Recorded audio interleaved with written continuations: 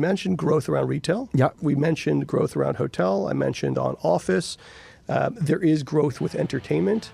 We're not looking to build industrial, but we are rezoning residential. So the zoning's been in place for close to a decade. We can build almost anything with the exception of residential. We're working with great collaboration with the city of TMR and the city of Montreal to rezone residential. Hello, and welcome back to the Espace Montréal podcast, a show dedicated to commercial real estate right here in Quebec. Today, it's a pleasure and an honor to have Mr. Michael Stroll, partner at Carbonleo and Senior Vice President for Leasing. Welcome to the show. Thanks for having me. Great to be here. So I've been very much looking forward to this conversation. About a month and a half ago before the holidays, we talked about some of your projects, Royalmount in particular. And so I'm actually very happy to get the source. And before we go into it, like, some people know Carbonleo, some don't. And I was hoping to take maybe, a minute or two to get your perspective on you being a partner over there. What's Carbonleo and how did it start? A good way to start. So Carbonleo was founded in 2012. So it's not an old company, and it's also not that big of a company. We're shy of 200 people. There's 5 partners. I'm one of them. That being said, we develop very large-scale and disruptive projects. So we built the Four Seasons Hotel and Residences in downtown Montreal. Yeah. We built DIX30, Quartier DIX30 in the South Shore, and we developed now the first phase of Royalmount. We've got a large runway ahead of us of development in our existing assets and are looking to grow via acquisition or third-party management now that we have these projects doing really well. I love the fact that you already used the word disruptive. Like, those 3 projects are landmarks. Sure. I remember 10 years ago when DIX30 was booming, and now you're even going to, get the chance to redevelop what you did at the beginning. So now that we've talked about the projects, let's go, how about throughout time? Like, you started with DIX30? Sure. Tell us a little bit about, how did that come about? Sure. So Carbonleo, if we take a big step back before I step into that, Carbonleo split from, it was a new company created from Divimco. So you had 2 partners, Serge Goulet and Jean-François Breton, who are co-presidents of Divimco, had a different point of view, different philosophy. Divimco wanted to go more into residential development, and Jean-François wanted to build mixed-use projects that had a long-term, let's say, vision and a long-term hold. This predates me. I joined 10 years ago. My 10-year anniversary will be in actually May. So that predates me. The company started and was doing some work at DIX30, was very much focused on the Four Seasons and Royalmount. And I joined about 10 years ago when we were really just getting going with the Royalmount leasing. And so my big focus over the past 10 years has been selling Montreal as a market opportunity and then leasing into Royalmount specifically as an opportunity within the market. So that was that. In the case of DIX30, we had developed the asset, the company, the predecessor company, Divimco, had developed the asset, and it went through multiple transactions. Until 2022, it was being actively managed and predominantly owned by Oxford. Okay. In June of 22, we took out Oxford and took on the management and development of the asset. So today we have several different investors. We act as the mandated property manager and developer of the asset. And so we've done a ton since then, and we can talk about that. When we acquired the asset in 2022, it was in the low mid 80s in terms of occupancy. Today, it's in the high 90s. The composition of that lease up of about approximately 500,000 square feet has been everything from in the retail side, from TNT Supermarket, increasing the size of Winners. We did the best mass market tenants that were available. We did a Uniqlo deal that's going to open this year. Oh, at DIX30? At DIX30. Very nice. There's a Nike that opened. There's Bath & Body Works. There's Levi's. There's Swarovski, Arc'teryx. We did a lot of food and beverage deals that are meaningful. We brought a lot of the better Montreal restaurants that are underway to bring on more to DIX30. So India Rosa opened, Bossa, if you're familiar with the sandwich shop, actually just opened a few days ago. We did a ton of entertainment. On the office side of things, in 22, occupancy was about 70%. On the office side, there's about 500,000 square feet of office. Today, we're almost 100% leased and at probably 30% better deal terms. So we've created a lot of value there, and we're really, really excited. There's a runway of opportunity ahead of us, as I referenced earlier, because the site has 3 million square feet of GLA, but it sits on 9 million square feet of land. And on top of it, there are now 2 REM stations directly on the site. And so we've been rethinking the site for quite some time. There's certainly in time an opportunity to develop residential there and turn this into a complete mixed-use site. It's the only, let's say, component that is actually missing. And then there's certainly demand for additional office now that we have no availability and are receiving a lot of unsolicited calls for office space. Yeah, now the market evolved and has recovered on the office side, and it's a great place to develop and add some of that density. About maybe 6 months ago, mid 2025, I saw a drawing published for a lot of residential being added over there, and I think you guys had worked with an architectural firm out of the Netherlands, which was very nice because it's good to bring some of those ideas and concepts in terms of density from Europe, who in a lot of ways is a lot more advanced than we are. How likely is that drawing to come to some reality? Yeah, I'd say it's highly likely. That drawing will likely evolve. Of course. It's an early stage. If I think about in the case of Royalmount, where I lived it firsthand, the amount of iterations of master plan and project evolves for a whole host of reasons. It will materialize. It's a matter of just timing, but we're working through that. We're still in pre-development and are committed to actually delivering on that.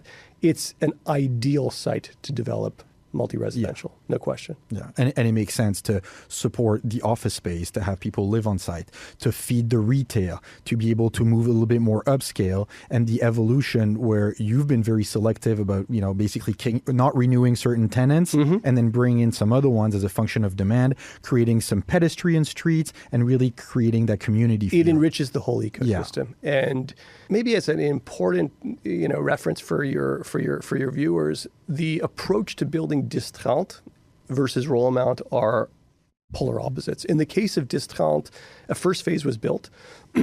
The performance exceeded its initial expectation.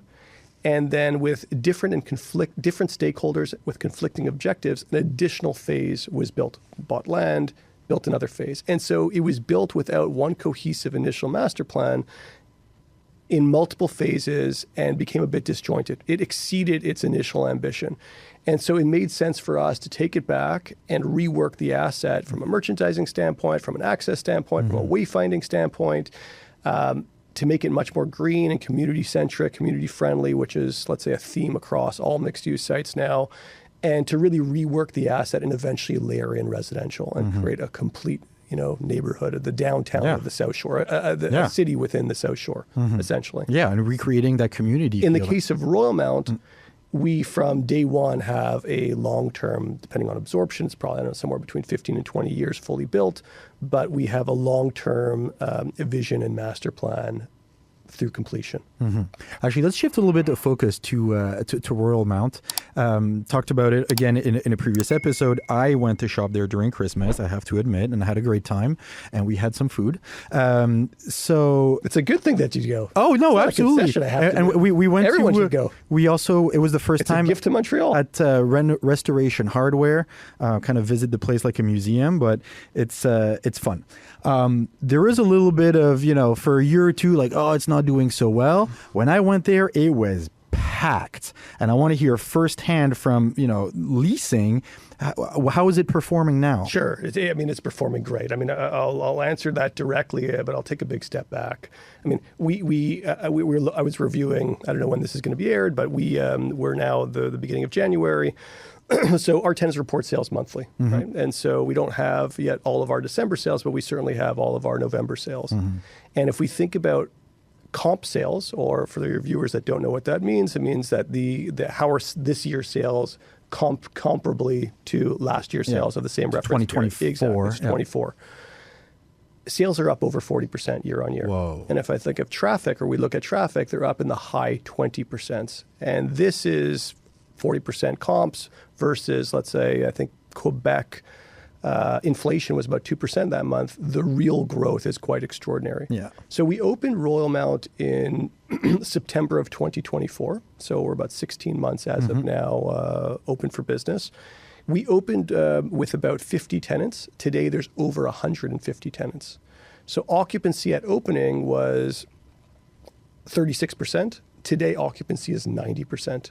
Lease up, or committed occupied tenants and committed tenants, represents about 95%. So we're in a very good place. We were able to lease into this certainly because there's a belief from the marketplace that the project's successful. Like any new project, it takes time. Yeah. I'd say very, very, very few projects open at their full potential. We were actually pleased at the onset. Yeah. I happened to be in London as a great example late last year. Westfield London also opened in a difficult time. It was built, I mean, we built this through COVID. They built it through the financial crisis, opened in 2008. It did not open with great success. You fast forward a few years, they built an expansion, and today it's one of the best shopping centers in the world.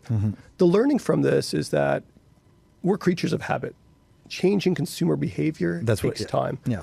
And so fortunately for us, because of the location, right, we're at the access to the two main highways, the population density is around us, the discretionary income is around us, we're connected to public transit, and half the brands are new to market, and the physical space looks and feels great.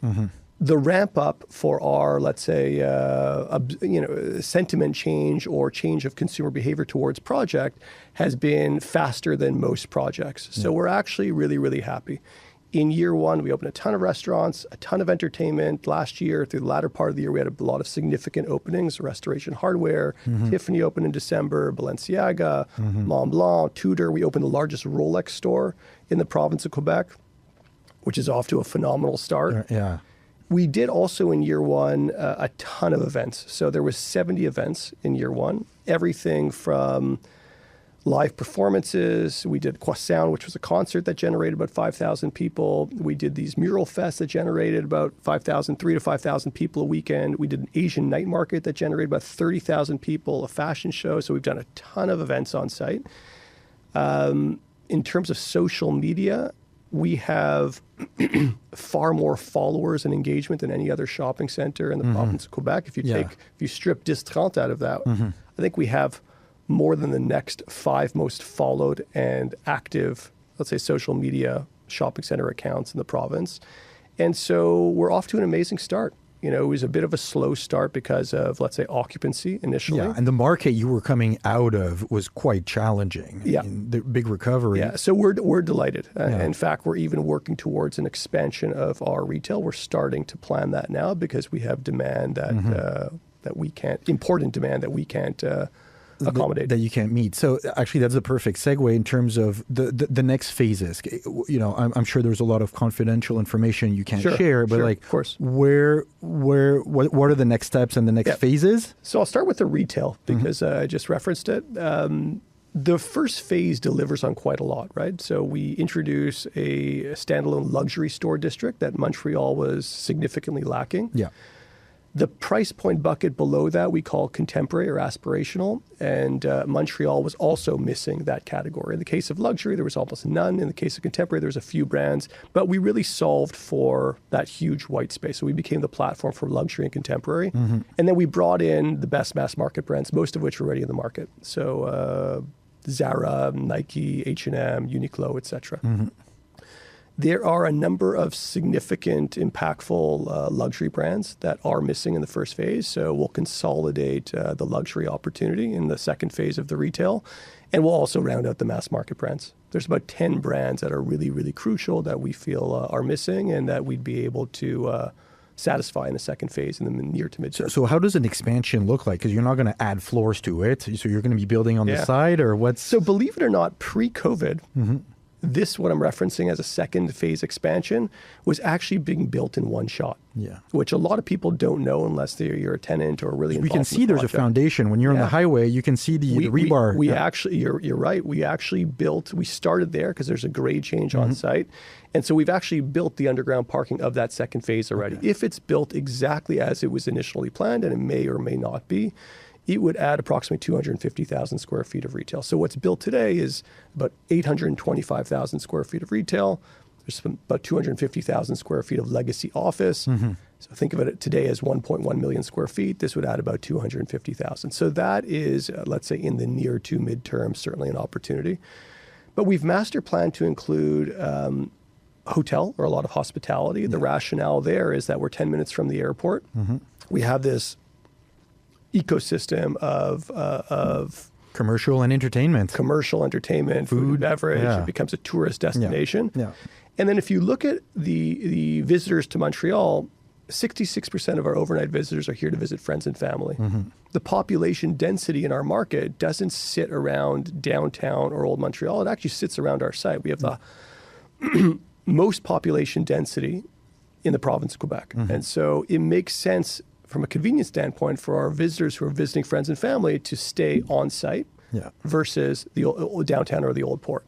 So there's a hospitality opportunity that's underway. We're in pre-development on a hotel as we speak. So that's in motion.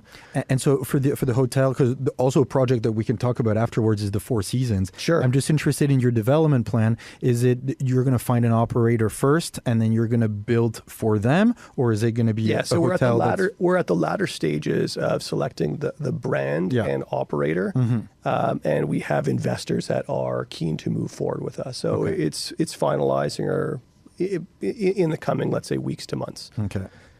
In the case of office space, I mentioned there's 250,000 square feet. We do get back some space next year, later this year, but we are almost 100% occupied today. And we've leased this space pre-opening at probably 30% better deal terms than Midtown Montreal, which is about 30% vacant also. And there's a demand, and Lloyd, who was on the show I know recently, spoke about this in great depth, which is great. There's a demand for Class A office space in the city of Montreal, period. In the case of Royalmount, we believe that there's a significant opportunity there as well to develop new office space. And there's a few reasons why. In terms of, let's say, the lifestyle vocation of the site, we don't think anywhere in the market can compete. No. Right? Downtown is wonderful, but you have superior shopping here. You have world-class shopping. You have an incredible consolidation of restaurants. You have a ton of entertainment. Downtown has that as well, but you have full security. There's no threat of crime or homelessness on site. And then you also have an incredible urban park. So from, let's say, a lifestyle standpoint, we think we've got an incredible opportunity. And then if you look at convenience, or one of the biggest irritants in the push to return to work, is commute times. And we have what we think of as the important catchment, call it a 20-minute drive time. We have 50% more people living in our 20-minute drive time radius versus the central business district of downtown. And if you look at high income earners, or if it, let's say, I don't know, it's a pub institution where there's a lot of senior executives, we also have 50% more people. We've looked at the data of households earning 200K plus, 250, 300, 350. So whether you're an employer of a broad range of, let's say, income earners, or you're a very high-end employer, it's more convenient for your workforce to come to Royalmount than to go downtown if they're coming by car. And so in terms of attraction of employees, retention of employees, in terms of attracting your customers to come to you, it's more convenient to be there versus downtown. So we're in pre-dev on office, and we're excited to continue working through that. We think there's a great play there on site. As you said that, I just wanted to share. I had the conversation yesterday evening with someone whose firm might be moving from Laval. They need office space, and one of the top places they said was Royalmount. Great. And that's well. There's actually someone that we're speking to also from Laval who's looking towards Royalmount, but would love to know who that is, and you can connect us perhaps offline. No, that's it's you talking about the hotel. You've also developed the Four Seasons, who's now a Montreal landmark downtown. How did that come about? And I was quite attached to the Hôtel de la Montagne because I remember going when I was younger on the rooftop. Okay. So that's what now it's been about seven years. Yeah, exactly. Exactly. It opened spring of 2019. And that's been a great success. Listen, going back to your question around Royalmount and the ramp up and changing consumer behavior, that also didn't, it's a slow build. That was part of the learnings of that project. And it took some time to really get going. Today, it's by a long shot the top performing hotel in Montreal. And so that's been a great success. We built the hotel and residences. We also built a portion of the expansion of Holt Renfrew. Yes, the connection to, Exactly. So that whole luxury ecosystem was master planned together with Holt Renfrew. And so, yeah, it's phenomenal. It's great for downtown Montreal, and we're big believers. I mean, I mentioned the benefits of Royalmount, but we're believers in downtown Montreal as well. There's no question. Yeah. In 2 or 3 instances, you talked about the human behavior, and we are an animal of habit. And when we tend to shop and make a choice, we always go to the same places. And I couldn't agree more with, in the case of Royalmount, maybe for DIX30, it's been absorbed for a longer time, that it takes time for people to remember to go over there or to go spend an afternoon with the kids. And so over the next several years, you guys have prepared your asset to continue to become the beacon and attracting a lot of that more high-end activity. I guess it's been a conscious choice by the firm to position on high-end. Do you continue in that vision? Yeah, so it's a really good question. There's a few things here. The perception of the project is that it's far more luxurious and catering to a luxury, let's say, consumer than it actually is. I mentioned that the GLA is about 825,000 square feet in the first phase. The proportion that is truly luxury, if you exclude restoration hardware, but the proportion that's truly luxury fashion or jewelry or watches is about 80,000 feet. Oh, right? So it's only it's a small sliver that is actually truly luxury, approximately 10%. The balance caters to contemporary or mass market brands. The whole second level of the enclosed shopping center is accessible, right? It's the brands that I mentioned earlier, from Uniqlo and Zara, H&M, Nike, etc. Yeah, in Nike you put Rolex and most of the jewelry and watches all combined. Sure. Yeah. Yeah. So yeah, no, it's and so that there is an opportunity to continue in that vein, but it's really a shopping center for everybody, and I'd say it's inclusive, it's accessible. We're happy if you come and shop, dine, be entertained. We're happy if you come and just walk around in the summer, enjoy a festival, a live show, whatever the programming that's on site that day. We're always on. In the winter, use the ice skating rink for free. Leave, don't spend $1. We're happy. But it does take time to change consumer behavior. We're well underway to really flourishing. I'd say in our case, it's going faster than what I would have anticipated from the global, let's say, benchmarks that we look towards. So that's really great. And it's reassuring to hear that on the leasing side, you're very reassured by it now, to the point where you're actually going to be pushing for more and faster phases. Definitely. Definitely.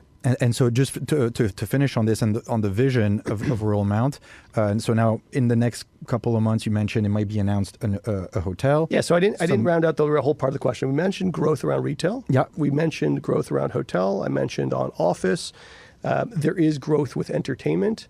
We're not looking to build industrial, but we are rezoning residential. So the zoning's been in place for close to a decade. We can build almost anything with the exception of residential. We're working with great collaboration with the city of TMR and the city of Montreal to rezone residential. Okay, that's what I was going to ask. Is the last component might be like a condo tower or something?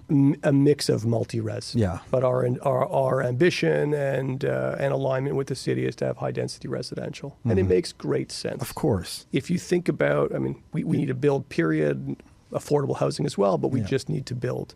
And for a lot of Montrealers who happen to live within that catchment area, a lot of the low density single family housing is owned by baby boomers who are now, in a lot of cases, empty nesters who want to downsize, maybe buy a condo or rent. But not necessarily go downtown Montreal. These are people that have wealth, they have equity in their properties, probably somewhere in the range of $1 to, let's say, $3 million, $4 million on average. And they want to downsize, but if you don't want to go to old downtown, there's really very little by way of product or infrastructure that exists. So this has the opportunity to solve for that lifestyle. A lot of that cohort, definitely. Yeah, to continue. And thinking of a town of Montreal, Hampstead, Côte des Neiges, like there is... NDG. Even Westmount, Outremont. Absolutely. Michael, you're absolutely going to have to come back. I could continue for a lot longer. Thank you very much today for I'll taking come the back time. when we've made some progress. Yeah, come back and give us an update. And, if this is a format that you like, I mean, it's always fun. And more people now continue to evolve from the magazine. And Espace is becoming more of a real estate media company than just a magazine and a podcast. And we're happy that you're a part of it. Super. Well, thanks for having me. I know a lot of your viewers are really appreciating what you're doing. I've heard a few of the podcasts myself. And happy to support. Absolutely. Thank you very much. For everybody who's been listening, share this episode with a friend who would learn something in this conversation. And in any case, after listening to this episode, when you go to Royalmount, you look at the place differently. So enjoy it. Thank you again. And I will talk to you next week. Have a wonderful day.